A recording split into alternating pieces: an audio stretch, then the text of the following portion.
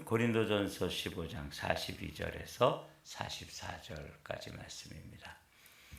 그레고리오스라고 하는 이 인물과 연관지어서 이분이 주장한 것 중에 하나가 이제 잘못된 주장도 있고 또 바른 주장도 있는데 그 중에 하나가 이제 몸의 부활에 관한 그 교리를 주장했는데 이것은 우리가 받아들일 수 있는 건강한 성경적 교리를 주장했었습니다. 한번 함께 읽어보죠. 시작.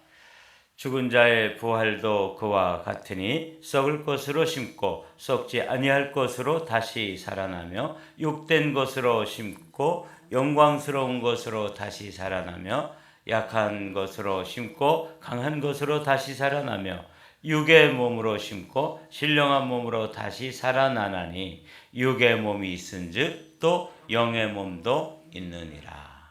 그래서 이 그레고리우스라고 하는 사람은 이 부활에 관해서는 우리와 동일하게 몸의 부활, 신령한 몸이죠. 영적인 몸. 그래서 우리와 연장선상에서 똑같은 연장선상에서는 같은 생명이라고 하는 같은 생명이고 또 우리가 지금 우리가 입고 있는 이 몸과는 또 다른 차원의 몸을 입고 있기 때문에 불연속성이 있다. 이렇게 말씀을 나눈 적이 있는데 이 그레고리라고 하는 인물도 그렇게 부활에 관한 교리는 그렇게 주장을 했습니다. 이분이 이제 그레고리오스라고 오늘은 이름을 붙이게 되는데 이분이 이제 교황을 제위한 기간은 이제 590년부터 604년까지 긴 기간 동안을 교황으로서 제위를 했습니다. 근데 이제 오늘 이제 그레고리라고 하는 사람, 그레고리우스, 그레고리오 이렇게 이름이 불려지는데 그냥 영어식으로 하면 그레고리입니다. 이 그레고리는 이제 왜 이분을 우리가 이분이 주장한 것 중에 동의가 되는 것도 있고 또 이분이 가르친 것 중에서 동의가 되지 않는 부분도 있는데 왜 이분을 살펴봐야 되냐면 지난주까지 우리가 이제 초대교부들을 살펴봤다면 오늘서부터는 이제 중세교회 천년을 들어가게 돼요. 근데 중세 시대는 이제 암흑 시대라고 부르잖아요. 그럴 때 이제 중세 시대를 연 그 중세 시대가 시작되는 첫 번째 인물이 이제 그레고리라고 하는 인물이에요.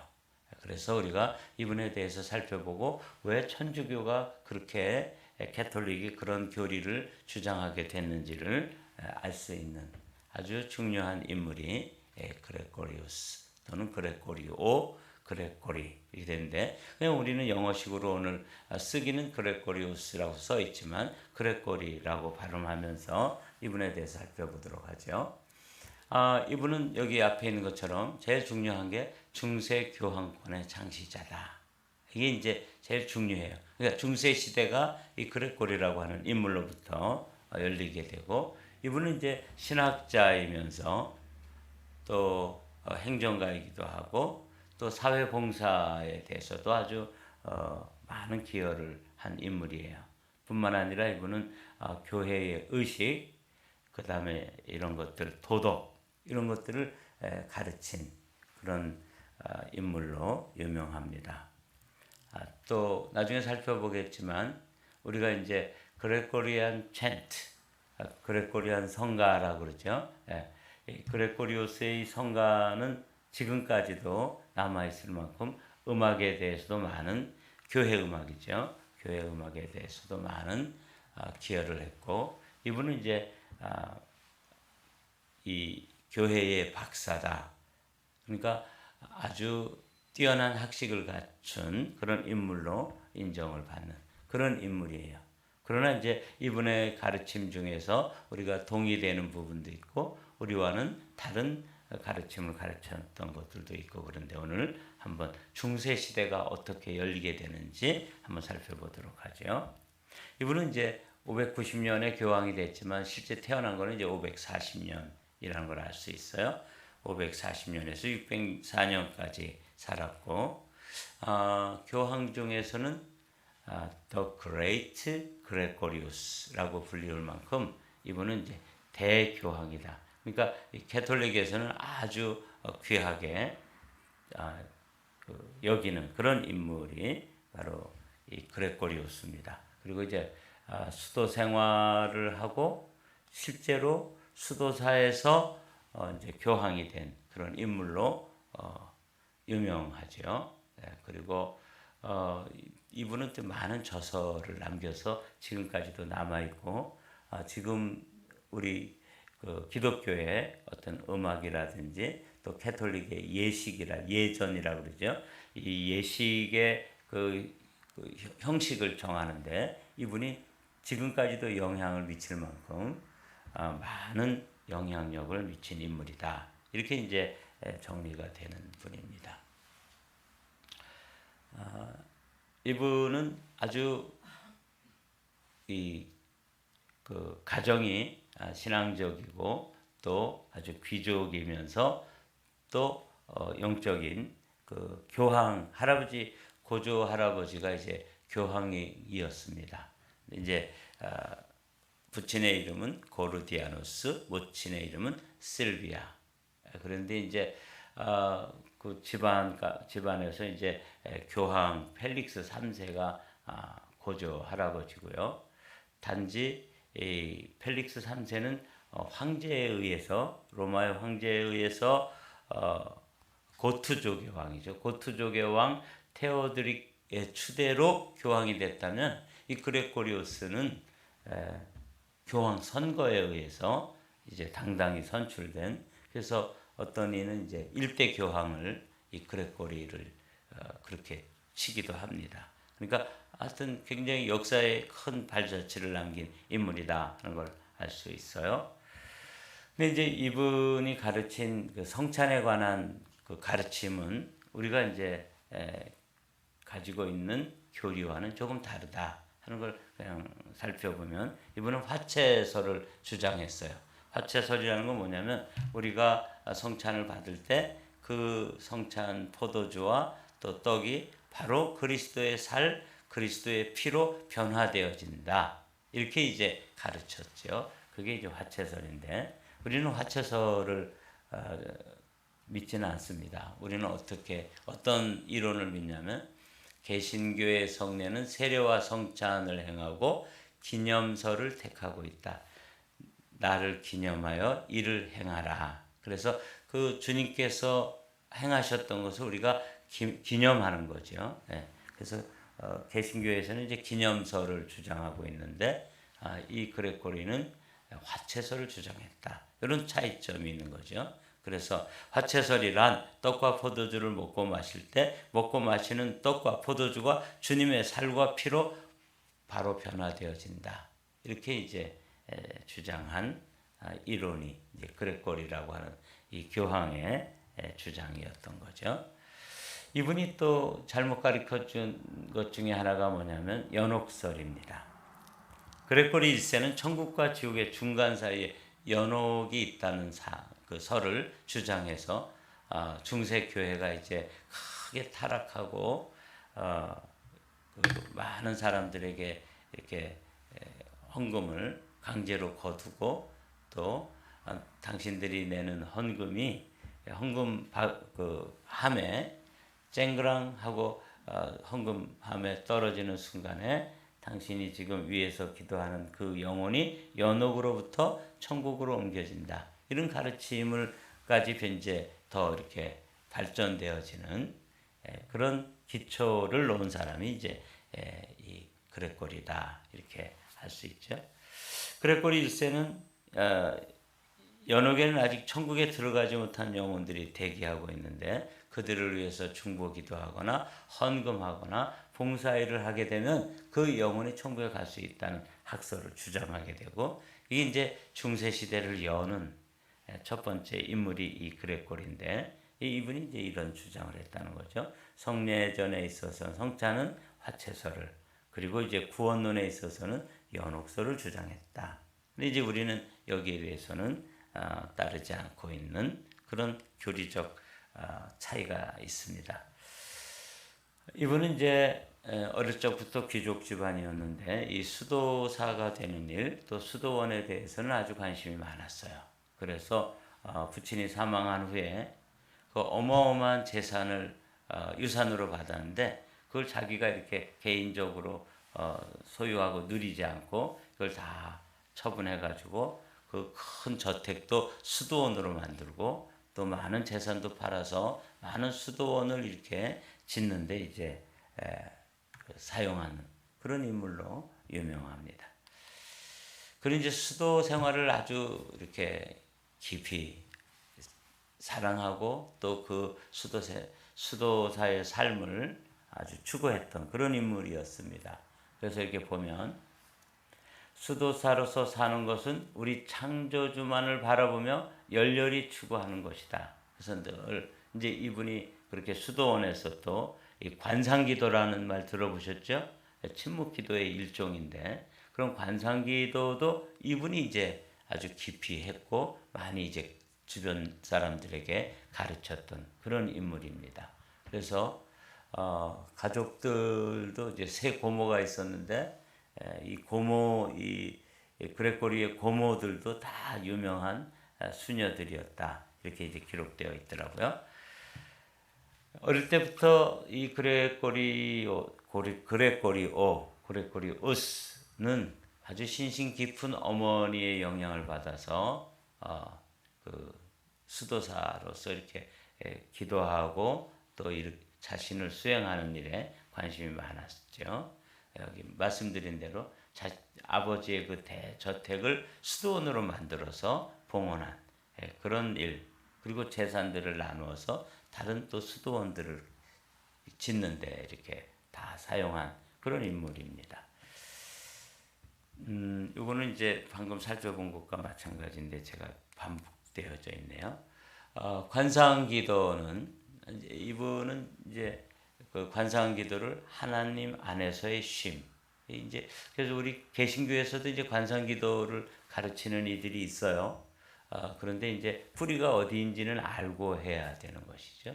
뿌리가 이제 캐톨릭의 이제 그 중세 시대를 열었던 그레고리가 이 관상기도에 대해서 많이 이렇게 실행도 하고 가르치기도 했던 것이죠. 하나님 안에서의 쉼이라고 표현하면서 관상하는 동안에는 마치 모두 잠들어 자기 주위에 아무도 없는 듯이 느껴질 정도로 마음이 침묵 상태에 머물러 있는 것.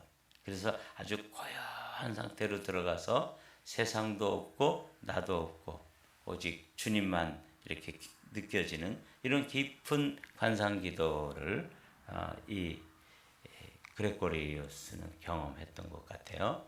그래서 지금도 이제 천주교에서는 이제 관상기도를 많이 하고 있고 또 이게 뭐 천주교에만 전유물이 아니니까 우리 프로테스탄트 어떤 영성가들 중에서 이 관상기도를 이렇게 가르치는 그런 분들도 있습니다.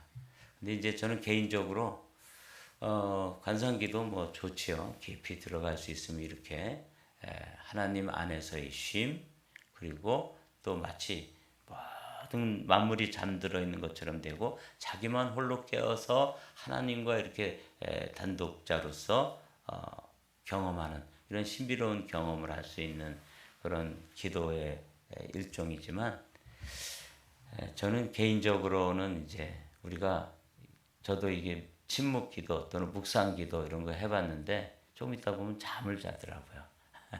이 영성이 깊지 못해서 그런 거죠. 근데 영혼이 깨어나고 또 그 영적 파워가 있고 이렇게 되려면 부르짖는 기도가 훨씬 능력이 있습니다. 그래서 정원이라고 하는 목사님이 침묵기도, 부르짖는 기도, 대적기도 책을 많이 써놓고 이제 그분은 일찍 또 돌아가셨더라고요. 그런데 이제 저는 그 책들을 다 읽어봤어요. 기도의 종류가 이렇게 많구나. 그리고 정리도 해보고 그랬는데 호흡기도, 그분은 또 호흡기도에 대해서도 이 기독교 전통에 많은 그런 기도의 형태가 있는데 이 기도마다 우리의 영혼의 파워가 이렇게 달라져요. 그러니까 이 관상기도와 같은 이 침묵기도는 우리가 깊은 기도이지만 영혼은 좀 약해집니다. 영적 파워가. 그러나 부르짖는 기도는 이 깊이로 들어가는 일에 있어서는 약점이 있지만 영이 강건해지고 그 파워풀하게 되는 그런 장점이 있어요. 그래서 그 정원 목사는 어떻게 가르치냐면 부르짖는 기도를 하고 그리고 뒷부분에 가서는 깊이 침묵해서 듣는 기도로 전환해라. 이렇게 또 가르치기도 하더라고요. 그래서 이 관상 기도는 이제 그레고리우스라고 하는 인물을 통해서 많이 확산되어지고 또 장려되어지고 이랬던 기도의 형태다. 알아두시고요. 이분은 말씀드린 대로 이 부활 신앙의 논쟁에 대해서는 여기 보면 에우티키우스와 아주 치열하게 논쟁을 했어요. 에우티키우스라고 하는 인물은 그러니까 영의 부활만을 주장했던 거죠. 근데 이제 이 그레고리우스는 이 에우티키우스와 아주 치열하게 논쟁을 벌인 끝에 승리했어요. 근데 이분은 이제 라틴어를 잘하는데 그리스어는 잘 못했다 그래요. 그레고리가. 그런데 이제 성경 자기가 가지고 있는 성경만을 가지고 몸의 부활, 특별히 뭐 고린도전서 15장 우리가 42절에서 44절을 읽었는데 그걸 통해 가지고 아마 이제 이 에우티키우스의 논쟁에서 승리했고 그가 쓴 책들이 이제 황제에 의해서 티베리우스 2세가 그럼 에우티키우스의 이가 쓴 책들을 다 불태워버려라. 그래서 부활의 논쟁에서는 이 그레고리가 좋은 성경적 가르침을 가르쳤다, 주장했다. 이렇게 이제 기록되어 있어서 이런 부분은 이제 우리가 배울 만하고 특별히 그레고리우스는 잉글랜드 선교, 즉 영국의 복음을 전하는 일에 아주 혁혁한 공을 세웠습니다. 그래서 수도원 원장 때 많은 수도사들을 선교사로 파송해 가지고 영국의 기독교를 전하는데 그렇게 기여를 했고 그 후에는 또 영국의 잉글랜드의 선교가 이렇게 성공을 하게 되자 네덜란드와 독일에도 또 선교를 한 선교에 관심이 있었고 이러면은 이제 우리가 배울 만한 거죠. 그래서 이 영국, 그다음에 독일, 그다음에 이제 네덜란드 이런 곳에 복음을 전한 그 열정이 있었다 그래요. 그래서 열심히 복음을 전한 선교에 열정이 있었던 인물, 이게 이제 그레고리라고 하는 인물이에요. 이분은 또 말씀드린 대로 그레고리우스의 그 성사, 그러니까 이제 그 캐톨릭에서는 성사가 있잖아요. 뭐 고해 성사라든지 또는 뭐 결혼도 혼배 성사라고 그러고 또 마지막 죽을 때는 이제 종부 성사라고 그러고 이렇게 하는데 이 모든 예전을 집대성해서 완성한 인물이 누구냐면 이 그레고리예요. 그래서 여기 보면은 그레고리, 그래서 이분을 뭐라고 부르냐면 교회 예전의 아버지.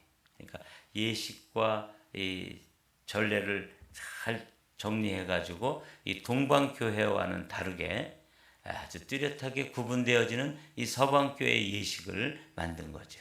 아마 이제 우리 개신교도 이 캐톨릭 서방교회에서 이제 우리가 나오게 됐잖아요. 종교 개혁을 통해서. 그런데 아마 이런 전통들이 아마 조금씩 남아 있을 거예요. 그래서 이분은 예전을 이렇게 잘 정리하고 서방교회의 예전을 만든 그런 분으로 이제 정리가 되더라고요. 말씀드린 대로 이분은 또 음악, 종교 음악에 대해서도 아주 깊은 관심을 가지고 또 한 획을 긋는 그런 발자취를 남겼는데 그게 뭐냐면 그레고리안 성가예요. 지금도 남아있죠. 반주 없이 남성들이 이렇게 아주 단조로운 음악을 통해서 장엄한 음악의 장르를 이렇게 구현하는데 그게 이제 그레고리안 성가입니다. 영어로는 이제 그레고리안 찬트라고 되어 있더라고요. 이걸 보면 이제 이 교황의 이름을 따가지고 그렇게 이제 불렀던 음악 형태의 하나죠. 지금도 이런 그레코리안 찬트는 들려지고 있고 유튜브에서 제가 들어보니까 그 아주 좀 깊고 중후한 그 음악들이 있잖아요. 이게 이제 그레코리안 성가다. 그러니까 이분이 이제 그러니까 종교 음악이라든지 예전이라든지 또 교회의 어떤 그 행정이라든지 이런 데는 아주 탁월한 발자취를 남겼고 일부 우리가 이제 받아들일 수 없는 그 성찬에 대한 화채설이라든지 연옥교리라든지 이런 거는 또 교회 역사에 아주 악영향을 미치게 되는 그런 단초를 열게 되는 이런 그 역사가 이 그레고리우스라고 하는 인물입니다. 이분은 선교에도 관심이 있었지만 소외된 사람들, 이 소외된 사람들의 이 자선, 구제에 대해서 아주 많은 관심을 가지고 있었다 그래요. 그래서 수도사들이나 다른 수도원에서도 그 이웃에 대해서 구제하지 않으면 자선이라든지 구제 활동을 하지 않으면 아주 크게 책망을 했고 또 당시에 이 그레고리우스는 아침마다 자신들이 먹는 식량을 가까운 이웃에 굶는 사람들, 거리의 사람들에게 이렇게 나누어 주는 이런 일들. 그러니까 홈리스들에 대해서 아주 관심이 많았고 매일 아침 식사에 12명 정도 이렇게 돌아가면서 그랬겠죠. 12명 정도의 사람들을 초대해 가지고 그들과 함께 식사를 같이 했다 그래요. 식사할 때 12명의 빈민을 손님들로 초대해서 같이 식사했고 그때 사용했던 식탁은 지금까지 남아 있다고 이렇게 전해질 만큼 이분은 이제 자선과 구제에 대해서 깊은 관심과 실천에 옮겼던 그런 훌륭한 또 인물입니다. 그러니까 선교하는 일, 또 구제하고 또 자선을 베푸는 일 이런 데에서는 아주 실제로 실천하고 자기 재산 어마어마한 재산을 물려받은 것들도 다 수도원을 만들고 수도원을 이렇게 개설하는데 다 그 돈을 다 제공하고 이럴 만큼 비워져 있는 그래서 아주 훌륭한 인물 중에 한 분으로 중세의 시대를 여는 첫 번째 인물로 기록되고 있습니다. 이분이 쓴 책 중에 이제 욥기의 교훈이란 책이 아까 이분이 이제 도덕 윤리에 대해서도 많이 이제 기여를 했는데 이 기독교 윤리에 대해서 기본 교재로 윤리학의 기본 교재로 사용될 만큼 이 욥기서에 관한 이 저서가 이 그레고리의 유명한 책 중에 하나더라고요. 그래서 욥기의 교훈이라고 하는 이 책이 지금까지도 그 당시에 이제 윤리학 교재로 사용되어질 만큼 아주 유명한 책 중에 저서 중에 하나고요. 이제 마지막으로 우리가 이분은 이제 자기 자신을 어떻게 불리웠냐면 하나님의 종들의 종이다. 굉장히 겸손한 사람이었던 것 같아요. 한번 읽어보면 그는 로마의 주교제를 교황제의 조직으로 바꾼 사람이지요. 그래서 이제 그레고리 1세라고 그러는데 이분을 일대 교황으로 치는 사람도 있어요. 물론 캐토릭에서는 베드로를 일대 교황으로 치지만 실제 역사에 있어서는 중세교회가 열리면서 주교제도 또는 감독제도에서 교황제도로 만든 그런 인물이라고 이렇게 평가되어지기 때문에 일대 교황으로 역사가들 중에서는 기록하고 있는 이들도 있습니다. 근데 이제 그의 생애 동안 그의 삶은 그를 어떤 칭호로 불리우기를 즐거워했냐면 하나님의 종들을 섬기는 종. 그래서 제가 아주 이분에서 많이 감동이 됐어요. 이분이 굉장히 훌륭한 업적을 남기고 인격적으로 굉장히 겸손한 인물이었구나. 물론 이제 우리가 같이 이렇게 동의하지 않는 그런 교리적인 차이점은 있지만 그의 선교에 대한 열정이라든지 가난한 이웃들에 대한 그의 열린 마음이라든지 그리고 또 자기 자신을 어떻게 규정하고 있는지 이런 부분에 있어서는 본받을 점이 있는 분이고, 이분은 아주 학식이 많은 분이기 때문에 음악이면 음악, 또 이렇게 저서면 저서를 보면은 이 욥기를 통해서 윤리학교제뿐만 아니라 사실은 교회 행정 또는 이 성직 제도, 그리고 또 윤리학, 그리고 이제 여기 나오는 그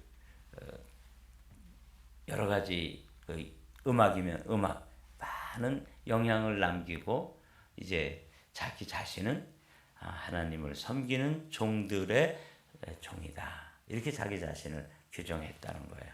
그리고 이제 604년에 그의 생애를 마쳤습니다. 그게 이제 오늘 이제 이 인물을 통해서 중세 시대가 열려지는데, 이 탁월한 인물의 이 부분 중에서 이분이 이제 잘못 해석하고 잘못 이해한 부분이 중세를 이제 암흑으로 이끌어가는, 그래서 참 지도자가 중요하다, 그런 생각을 하면서 오늘 그레고리우스에 대해서 살펴보았습니다.